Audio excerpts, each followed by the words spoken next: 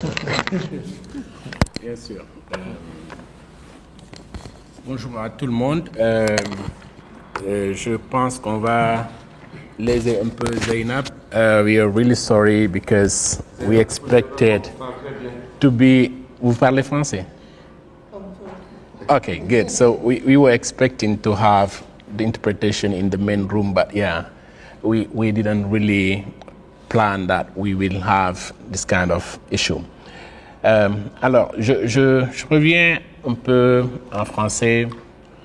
La grande difficulté que j'ai souvent, c'est de partager un même espace de dialogue avec Hadim.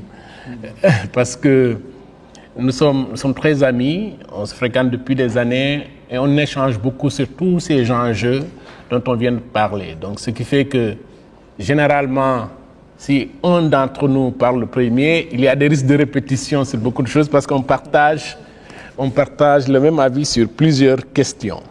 Et on a beaucoup collaboré sur plusieurs sujets aussi liés à la gouvernance économique, politique, etc. au Sénégal et en Afrique. Mais bon, c'est toujours bénéfique, la répétition est pédagogique. Alors, a priori, moi j'ai des convictions pour nous, pays sous-développés ou pauvres, appelons-les comme on veut. La première conviction est que, étant donné que notre besoin fondamental, comme cela se reflète dans les stratégies de tous les gouvernements, c'est émergence. Plan Sénégal émergent, plan Gabon émergent, plan Côte d'Ivoire émergente, etc. Donc si nous voulons cette émergence, il est nécessaire et impératif de créer des richesses. C'est ça l'émergence. La finalité est que nos États, ou que ce soit le secteur privé, que l'on puisse satisfaire les besoins essentiels des populations. Et cela ne passera que par la création de richesses. Si vous êtes pauvre, vous ne pouvez pas aider les autres pauvres. Ce n'est pas possible. Donc la nécessité de création de richesses. La deuxième conviction c'est l'interdépendance et la complémentarité. Nos territoires ne sont pas assez viables. Ils sont très petits parfois par l'espace géographique, parfois très petits par la densité humaine, la population, alors que la démographie et la densité constituent des leviers fondamentaux aujourd'hui pour la création et de richesses, mais aussi pour l'émergence de certains pays. La Chine, en analysant ses forces, c'est d'abord la population qui constitue le premier levier. Donc, ça lui donne le marché, ça lui donne la main-d'œuvre, etc. Donc, deux principales convictions. Mais toujours est-il que dans la région, Hadim est revenu largement sur certains défis. Je vais y ajouter quelques-uns pour, bien sûr, mieux encore approfondir certains aspects. D'abord, le premier défi, c'est la faiblesse de notre secteur privé. Notre secteur privé est très faible. Vous voyez, dans une région ou dans un continent où il y a plus de consommateurs que de producteurs, cela suffit déjà comme agrégat pour comprendre la faiblesse de ce secteur privé-là. Autrement dit, la majeure partie de ce que nous consommons nous vient de l'extérieur. Ce n'est pas produit par notre secteur privé, alors que il est le premier responsable de création de richesses dans un pays ou dans une région quelconque. Ce qui fait que nous avons beaucoup plus de PME que de champions industriels ou d'entreprises. Vous verrez rarement de grandes marques d'entreprises qui naissent dans nos espaces régionaux, y compris la CEDEAO. Alors que si vous allez en l'Occident, par exemple, vous verrez bien sûr dans un seul pays plusieurs champions, plusieurs marques que nous consommons tous chez nous, malheureusement.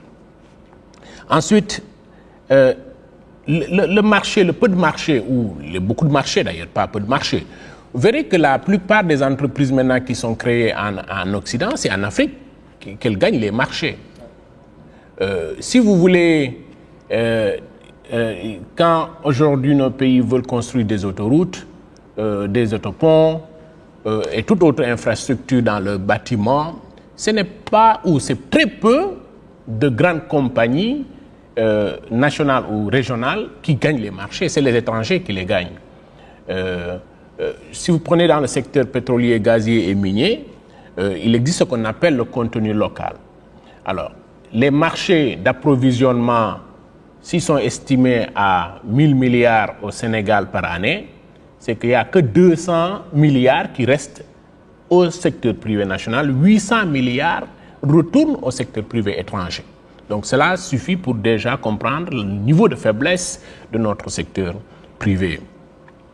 Et cela s'explique par un certain nombre de difficultés. D'abord, le difficile accès au financement, parce qu'il n'y a pas de mécanisme au niveau de la région. Je ne parle pas au niveau pays, c'est encore plus faible. Mais au niveau de la région, il y a très peu de mécanismes qui permettent aujourd'hui à un secteur privé X d'aller lever des fonds qui lui permettent, bien sûr, de répondre aux besoins du marché ou bien d'investir dans la région. Alors que le secteur privé international peut, dans les marchés boursiers, lever beaucoup de fonds, ou bien les États eux-mêmes peuvent ou développent des mécanismes, si vous allez dans le milieu anglo-saxon particulièrement, les États développent des mécanismes de financement à l'endroit du secteur privé à des taux de remboursement très faibles.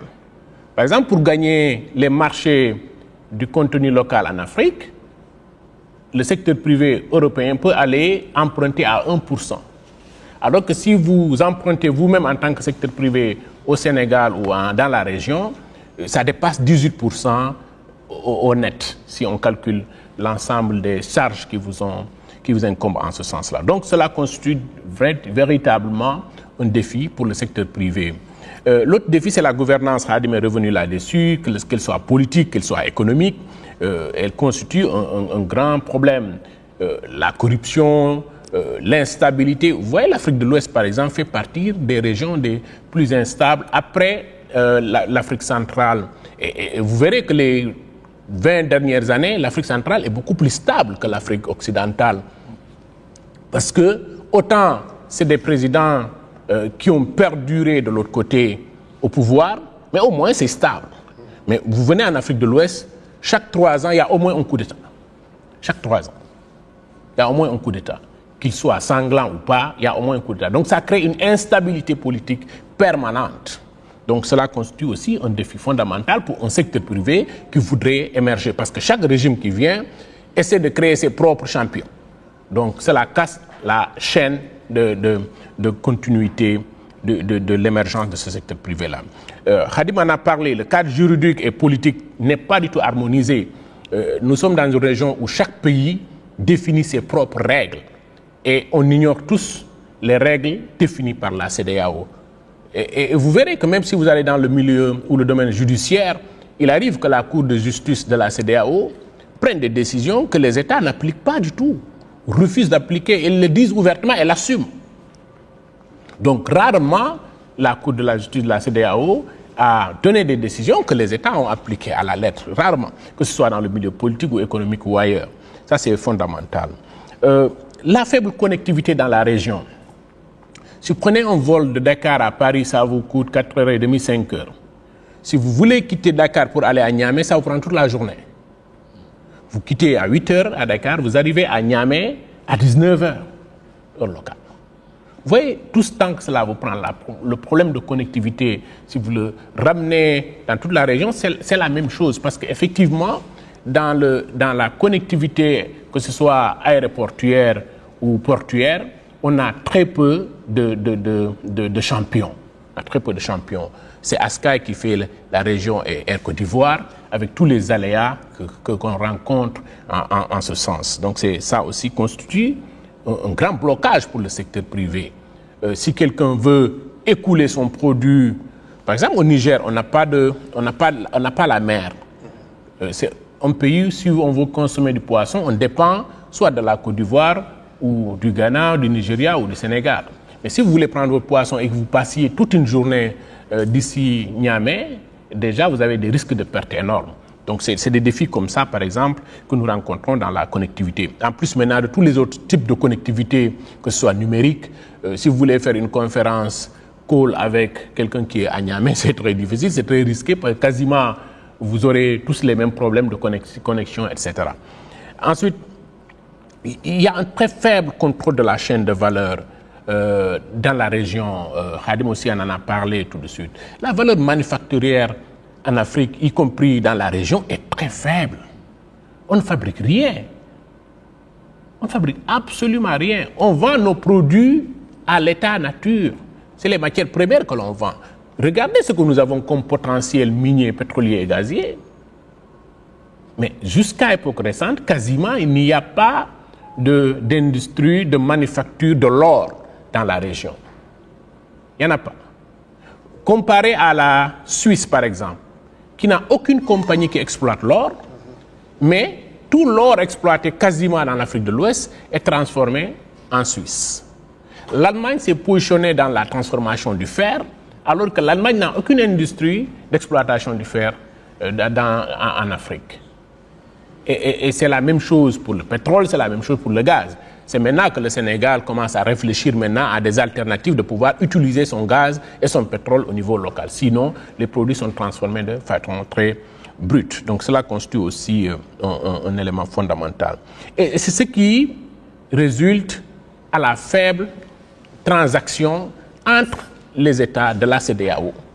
On commerce très peu entre nous au niveau de la CEDEAO. On commerce beaucoup plus avec les étrangers de l'extérieur parce que je vous ai dit que la connectivité est plus facile si aujourd'hui vous voulez aller vendre à Dubaï, en Chine ou en Europe qu'aller à vendre à Niamey ou au Burkina Faso.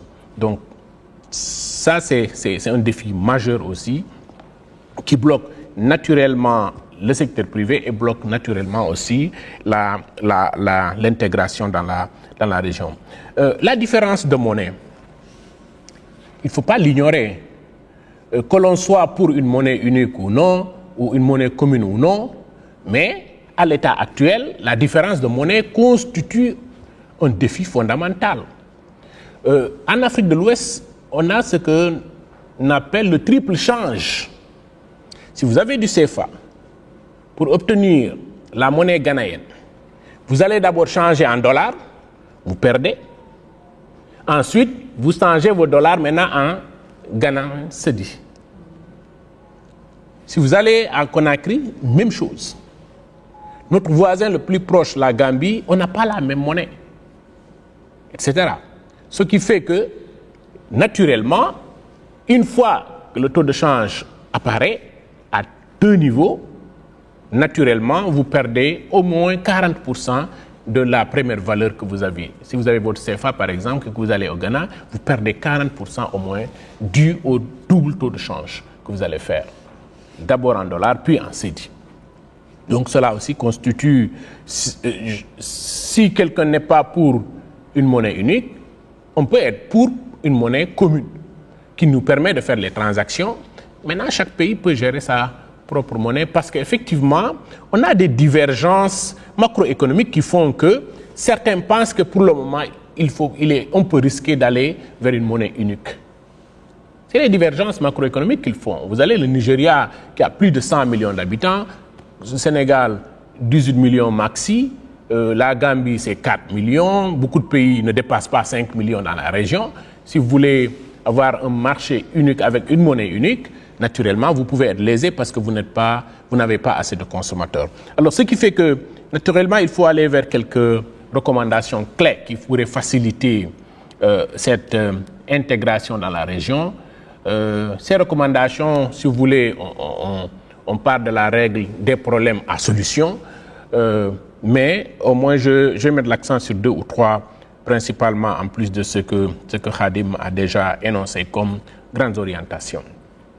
D'abord, il faut aménager un appui conséquent au secteur privé de la région.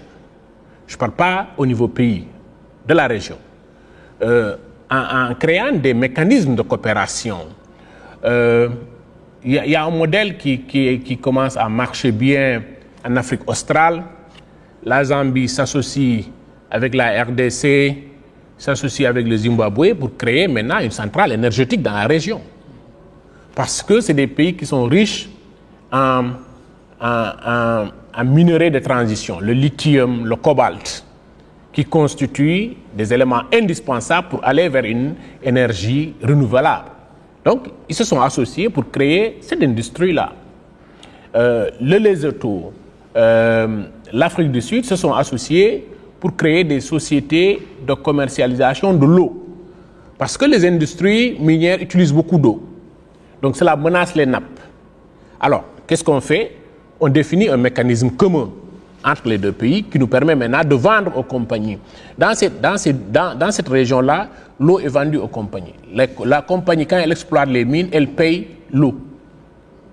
Chez nous, ce n'est pas le cas. Mais là-bas, c'est le cas. Chez nous, les compagnies créent leur propre forage qui leur permet d'avoir de l'eau pour tirer les minerais. Parce que l'exploitation de l'or et tous les autres minerais nécessitent beaucoup d'eau. Donc là-bas, ils ont créé ce système-là qui leur permet, bien sûr, ensemble, et ça facilite l'intégration. Mieux, ils ont créé un système qui permet maintenant à la compagnie qui opère soit au Lesotho, soit en Afrique du Sud, de construire nécessairement un réseau routier ou un réseau de transport entre les deux pays. La difficulté que nous avons avec le Mali, c'est que c'est une longue route. Si vous prenez un bus ici, ça vous fait au moins 24 heures de voyage. Là-bas, la meilleure façon de le régler, effectivement, c'est de réactiver des mécanismes de transport beaucoup plus rapides par le train ou par d'autres moyens qui permettent rapidement de lier les régions. Donc, tant qu'on ne règle pas aussi ce problème de connectivité, donc cette barrière-là va rester. Les barrières tarifaires. Dans la région, on a tellement de divergences en termes de taux d'imposition, en termes de tarifs douaniers. Chaque pays a ses règles et ses taux. Donc ce qui fait que vous pouvez du Sénégal aller vendre en Côte d'Ivoire et vous en sortir. L'Ivoirien, s'il veut faire le sens inverse, il peut ne pas s'en sortir. Et c'est la même chose que l'on remarque quand vous allez dans le transport aérien. Il y a des compagnies qui ont refusé maintenant d'atterrir à Dakar parce qu'ils considèrent que la fiscalité est très corsée au niveau aéroportuaire au Sénégal et au Nigeria. Donc, ce qui fait qu'aujourd'hui, si vous voulez voyager en Afrique du Sud, vous n'avez plus South Africa Airways qui atterrit à Dakar. Vous n'avez plus British Airways qui atterrit à Dakar. Si vous voulez aller en Angleterre, vous êtes obligé de passer d'abord par l'Europe occidentale ou l'Europe du Sud pour pouvoir trouver un autre vol. Donc ça constitue déjà des blocages. Donc je crois que la meilleure façon de pouvoir régler ces problèmes-là, c'est de créer effectivement ce système de transport peut-être unique.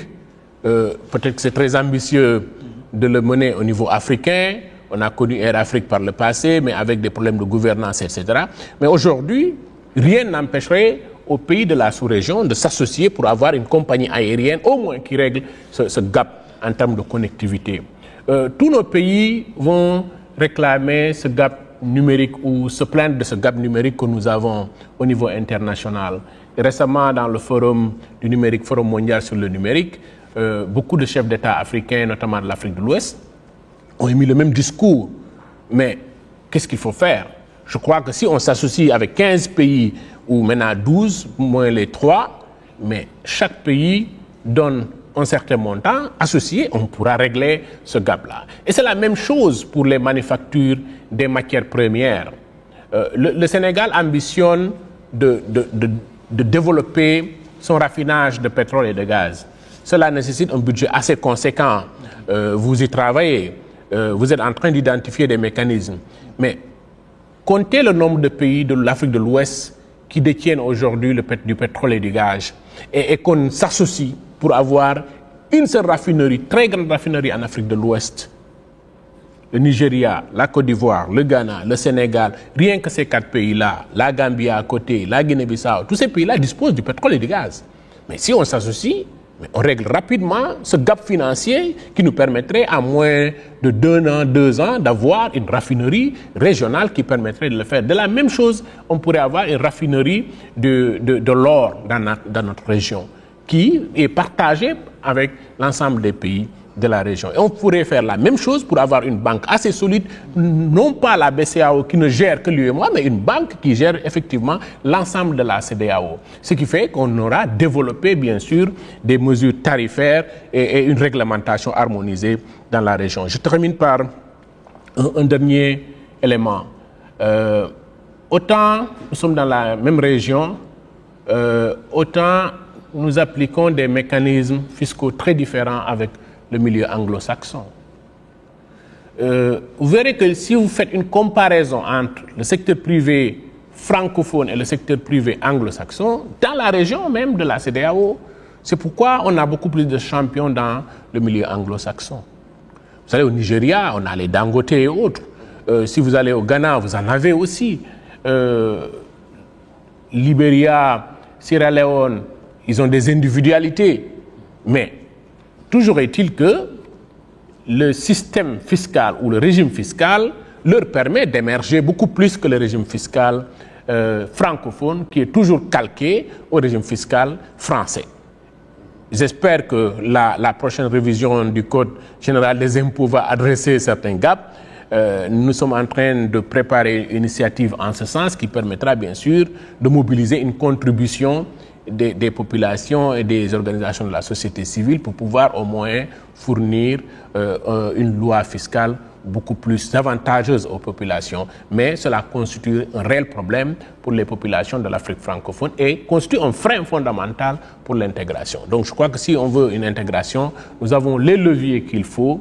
Il faudrait ce que les autres appellent volonté fiscale. Moi, j'évite souvent d'utiliser ce terme. Là, je me demande c'est quoi la volonté politique, finalement. Mais il suffit qu'on donne beaucoup plus de pouvoir aux cherchants et qu'on ait confiance en eux. C'est ce que font les Occidentaux, c'est ce que font le milieu anglo-saxon. Vous allez en Amérique, vous allez en Grande-Bretagne. Le président n'a pas besoin d'être intelligent, le Premier ministre n'a pas besoin d'être intelligent. Il suffit qu'il s'entoure de gens comme Khadim, mais ensuite, il ne suffit pas de s'entourer uniquement. C'est de lui donner les leviers nécessaires de pouvoir décider de où l'on va. Il peut vous élaborer d'excellentes politiques fiscales, d'excellentes politiques économiques, mais de façon réaliste, vous lui donnez la marge de manœuvre, vous écoutez votre société civile. Là-bas, la société civile est forte. Et elle est même financée en partie par les impôts des populations parce qu'elle travaille pour un service public. Donc voici les éléments que je voulais ajouter à ce que Khadim a énoncé tout à l'heure. Je vous remercie. Merci.